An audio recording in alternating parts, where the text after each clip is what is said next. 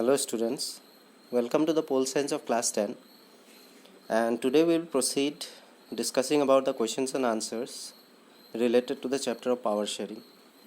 As you know that in the previous class we completed the revision part of the whole chapter of power sharing. So today we will proceed discussing about the important questions and answers related to power sharing. So let us proceed then. Now the first question related to power sharing is define power sharing. So the answer will be power sharing is a system of political arrangements in which power is shared between different organs of the government, between different levels of the government, between different social groups, and between different political parties, pressure groups, and movements. So power sharing is what? It is a kind of or a system of political arrangements between various organs. That can be different levels of government also, social groups also, that can be political parties, pressure groups, or movements also. Proceeding to the next question, where is Belgium? With which countries does it share the borders? So as we know that Belgium is a small country in Europe, smaller in area than the state of Haryana. That means it is smaller in comparison to the state of Haryana in India in terms of area. It has borders with France, the Netherlands, Germany, and Luxembourg. Clear? After that, number 3, explain the ethnic composition of population of Belgium. What factors led to the differences between the people? So first question relates to the discussion of ethnic composition, and the second part of the question is dealing with the factors that led to the differences between the people. So Belgium has a population with people belonging to different ethnic groups of a little over 1 crore, about half of the population of Haryana. So it has, in terms of area it was smaller, and in terms of population it is as half of that of Haryana. The ethnic composition of the small country is very complex. Why it is complex? Because of the country's total population, 59% lives in Flemish region and speaks Dutch language. Another 40% lives in Wallonia region and speak French. That means French are 40% and Dutch, the people speaking Dutch language, are 59%, and remaining 1% speaks German and are the Belgians. But why it is complex? Because in the capital city the composition is extremely opposite of that, because the French people, who are the minority in the Wallonia region, that is 40%, but in the capital city of Brussels the French are the majority with 80%, while the Dutch speaking people, who are overall a majority in Belgium, are minority in the capital city, that is only 20%. That is why it is complex. Now discussing about part number 2 of question number 3, that what factors led to the differences between the people. The minority French speaking community was relatively rich and powerful. That means overall they were 40%, this community was relatively rich and powerful. This was resented by the Dutch speaking community, who got the benefit of economic development and education much later. But the Dutch speaking community got the benefit of the economic development and education much later than if we compared it to the French. This led to tensions between the Dutch speaking and French speaking communities during the 1950s and 60s. The tension between the two communities was more acute in Brussels. Clear? That means why? Because of the composition, as the majority in the overall region was actually minority in the capital city of Brussels. So Brussels presented a special problem. The Dutch speaking people constituted a majority in the country but minority in the capital. So this was actually a problem, but hats off to their political arrangements, that due to this problem and in midst of the problem also they were able to chalk out one successful planning. And what they did, they shared the seats equally. That means if the Dutch were the minority in the capital, they got the equal number of seats in the capital city. In the same way, where the French were the minority, they were also given the equal number of seats in as per the political arrangements in the country. So that's why this problem actually turned out to be the solution in their own country. Now question number 4. How was the difference between ethnic groups of people in Belgium sorted out? Or explain the elements of Belgium model of constitution which sorted out the difference between ethnic groups. So just now we have discussed that how this problem was a solution. This question number 4 is also trying to ask us about that only. That means how was the difference or how was the problem between different ethnic groups of people in Belgium was sorted out. That means how it was successfully solved. Or in another way, this question can also be asked in this way also, like explain the elements of Belgian model of constitution which sorted out the difference between ethnic groups. So let us read the answer then. The Belgian leaders recognized the existence of regional differences and cultural diversities. Between 1970 and 93, that means between 23 years, they amended their constitution 4 times, so as to work out an arrangement that would enable everyone to live together within the same country.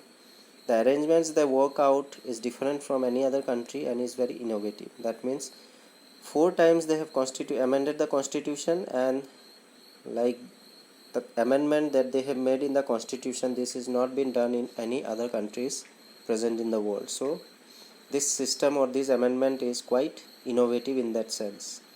So some of the elements of Belgian model are, that means that model or that amendment was named as the Belgian model. According to number 1 point of the Belgian model, Constitution prescribes the number of Dutch and French speaking ministers shall be equal in the central government. Some special laws require the support of majority of members from each linguistic group. Thus no single community can make decisions unilaterally. So number 1 arrangement according to the Belgian model is that no single community can take the decision unilaterally, means by themselves. That should be taken with the consent of all the ethnic groups. Clear? So that no one can become dictator in nature. After that, many powers of the central government have been given to the state government of the 2 regions of the country.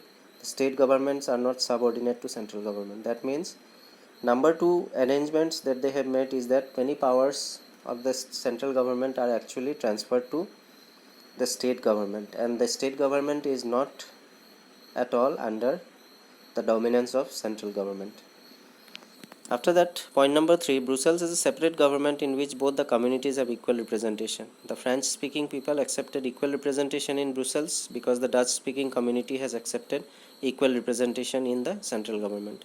As we have already discussed that no matter where the Dutch or the French speaking are minority, but then also they have equally divided the seats within themselves, be it in the capital city of Brussels or in the overall country of Belgium.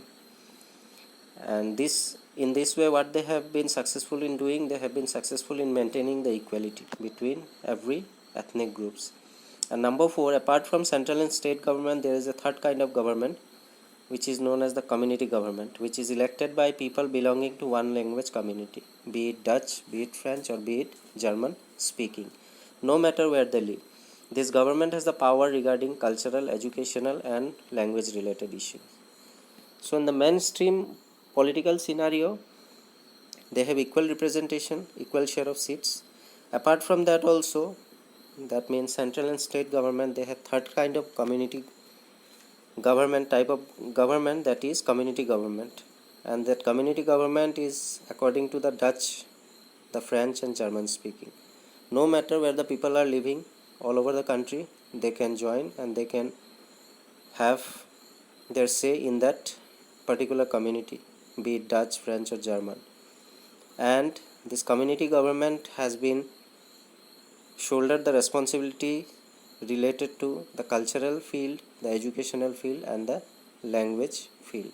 That means any issues that can be related to language, education or culture, that should be dealt by the only government, that is community government.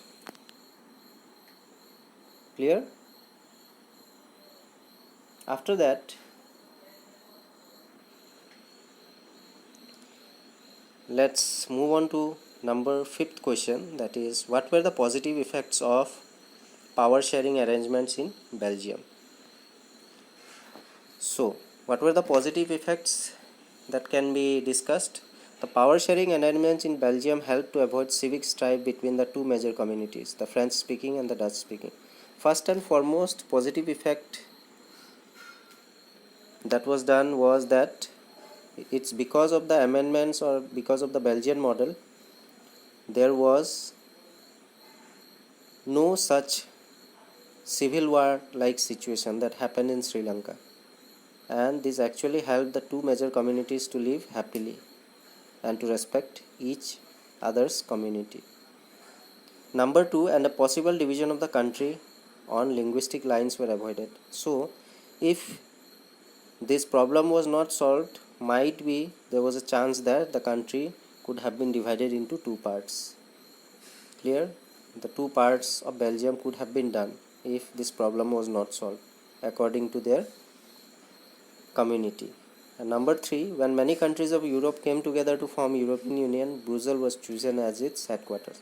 So number 3rd and the most important achievement or positive impact related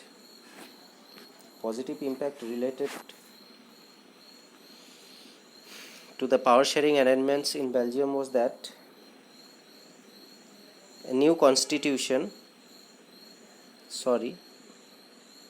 when many European countries came together to form the European Union, that means every European countries are under European Union. So the headquarter of organization is very important, and as an achievement, Brussels, the capital city of Belgium, was actually chosen as its headquarters. Clear? So with this, we have come to the end of today's discussions on questions and answers, and in the next class we will proceed with question number 6 onwards. So please make a note down of question and answers that were discussed today, starting from question number 1 to question number 5. In the next class we will start discussing from question number 6. So I will wind up here only. Thank you.